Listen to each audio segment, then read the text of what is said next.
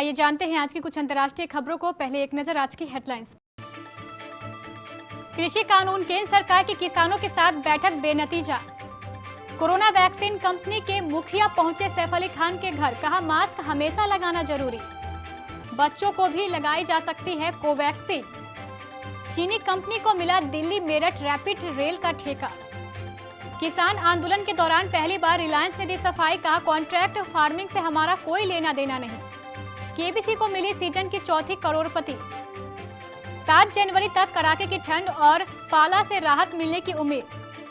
संजय राउत की पत्नी उषा से 55 सवाल पूछेगा ईडी। कपिल शर्मा ने ट्वीट पर दी गुड न्यूज के संकेत, फैंस लगाने लगे दूसरी बार पापा बनने के कयास। और सीरीज में 3 ही टेस्ट खेलने का सोच रहा बोर्ड, और ऑस्ट्रेलिया से बीसीसीआई नाराज। कृषि कानूनों के महत्वपूर्ण मुद्दों पर केंद्र सरकार और किसान नेताओं के बीच सोमवार को हुई 7वें दौर की बातचीत बेनतीजा रही। दोनों पक्षों के बीच अगली बातचीत 8 जनवरी को होगी। सोमवार की बातचीत के दौरान किसान नेता अपनी मांगों पर अडिग नजर आए। किसानों की ओर से सिर्फ और सिर्फ तीनों कृषि कानूनों पर बात की गई। किसानों की ओर से बार बार तीनों कानूनों को रद्द करने की बात की गई, जबकि सरकार की तरफ से सुधार करने की बात की गई है। कृषि मंत्री नरेंद्र सिंह तोमर ने किसानों से अपील की है कि आप सुधार पर मान जाइए। जानकारी के अनुसार बातचीत के दौरान दूसरे दौर में सरकार ने न्यूनतम समर्थन मूल्य का कानूनी रूप देने पर बातचीत का प्रस्ताव किया, लेकिन किसान यूनियन के नेताओं ने इस पर चर्चा से इनकार कर दिया। सैफ अली खान और करीना कपूर अक्सर अपने दोस्तों और रिश्तेदारों के लिए पार्टियां करते रहते हैं। क्रिसमस की शाम को उन्होंने अपने रिश्तेदारों, फैमिली मेंबर्स और दोस्तों को पार्टी दी थी। इस मौके पर अरमान जैन, आदर जैन, अनीसा मल्होत्रा, जहान कपूर और कुणाल कपूर पहुंचे थे। इसके अलावा नए साल के मौके पर भी दोनों ने पार्टी का आयोजन किया था, जिसमें सोहा अली खान नजर आई थी। अब रविवार को उन्होंने एक और डिनर पार्टी का आयोजन किया था। इस मौके पर देश की नामी दवा company serum institute of India के सीईओ आदार पूनावाला भी अपनी पत्नी नताशा पूनावाला के साथ पहुंचे। दोनों को सैफ अली खान के घर के बाहर रविवार को कार में बैठे हुए देखा गया था। भारत बायोटेक की वैक्सीन कोवैक्सीन को drugs controller general of India ने रविवार को इमरजेंसी इस्तेमाल की मंजूरी दे दी है। अब देश में कोविड टीकाकरण अभियान शुरू होने वाला है। वहीं कोवैक्सीन अब 12 साल के ऊपर के बच्चों पर परीक्षण की अनुमति भी मिल गई है, जबकि सीरम इंस्टीट्यूट की कोविशील्ड को 18 साल के ऊपर के उम्र वालों को ही दी जाएगी। भारत बायोटेक ने दूसरे चरण में 12-18 साल के बच्चों पर भी वैक्सीन का ट्रायल किया था। इसके आधार पर डीसीआईजी ने क्लिनिकल ट्रायल मोड में आपातकालीन हालत में वैक्सीन के सीमित इस्तेमाल की मंजूरी दी है। वास्तविक नियंत्रण रेखा की वजह से भारत और चीन के संबंधों में बीते कुछ समय से तनाव की स्थिति बनी हुई है। हालात यहां तक पहुंच गए थे कि चीनी कंपनियों के ठेके तक रद्द कर दिए गए थे, लेकिन न्यूज एजेंसी पीटीआई के मुताबिक एक चीनी कंपनी को दिल्ली मेरठ रैपिड रेल परियोजना के कुछ हिस्सों के काम के लिए ठेका दिया गया है। National capital regions transport corporation ने दिल्ली मेरठ आरआरटीएस परियोजना के न्यू अशोकनगर के साहिबाबाद तक के 5.6 किलोमीटर के भूमिगत स्ट्रक्चर के निर्माण के लिए एक चीनी कंपनी संघाई टनल इंजीनियरिंग कंपनी लिमिटेड को ठेका दिया है। कृषि कानूनों के खिलाफ चल रहे विरोध आंदोलन के बीच रिलायंस जियो के मोबाइल टावर टारगेट किए जा रहे हैं।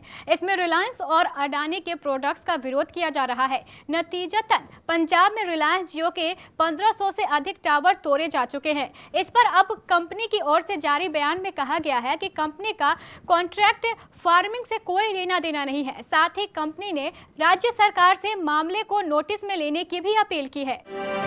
कौन बनेगा करोड़पति 12 में एक से बढ़कर एक बुद्धिमान और दिग्गज लोग आ चुके हैं। इनमें से कुछ लोग अपने ज्ञान का परिचय देते हुए 1 करोड़ की राशि जीतने में कामयाब भी हो चुके हैं। अब इसी कड़ी में एक और नाम जुड़ गया है। वो नाम है डॉक्टर नेहा शाह का। चैनल ने शो के अपकमिंग एपिसोड का प्रोमो शेयर किया है। इसमें डॉक्टर नेहा की इंटेलिजेंस और अमिताभ संग उनका फ्लर्ट दोनों दिखाई दे रहा है। प्रोमो में डॉक्टर नेहा शाह अमिताभ बच्चन की रोमांटिक गाना सुनाती नजर आ रही हैं। वह अमिताभ संग फ्लर्ट करने में कोई कमी नहीं रखती। वह अमिताभ से कहती हैं कि उन्हें शादी के लिए थोड़ा इंतजार कर लेना चाहिए था। अमिताभ भी गेम में मस्ती के मूड में नजर आए। भारत में जारी शीतलहर के बीच देश के अधिकतर भागों में हल्की बारिश और बर्फबारी देखी जा रही है। मौसम विभाग ने हिमाचल प्रदेश में भारी बारिश होने का पूर्वानुमान किया है। उत्तर भारत में 5 जनवरी तक भारी बारिश जारी रहने का अनुमान है। मौसम विभाग ने बताया कि बिहार, झारखंड, पश्चिम बंगाल के हिस्सों और ओडिशा में कुछ स्थानों पर शीतलहर चलने की संभावना है।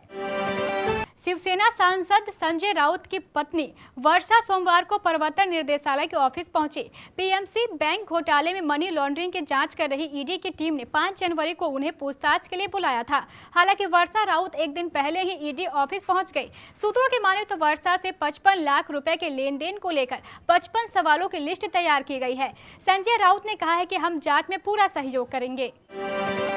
कपिल शर्मा ने एक ट्वीट कर फैंस की जिज्ञासा बढ़ा दी है। कपिल ने अपने ट्वीट में किसी गुड न्यूज का हिंट दिया है। उन्होंने ट्वीट में लिखा, शुभ समाचार को इंग्लिश में क्या कहते हैं, कृपया बताएं। कपिल के इस ट्वीट के जवाब में fans famous writer Chetan Bhagat ने लिखा, कांग्रेचुलेशन को हिंदी में क्या कहते हैं, मुबारक हो आपको बहुत बहुत।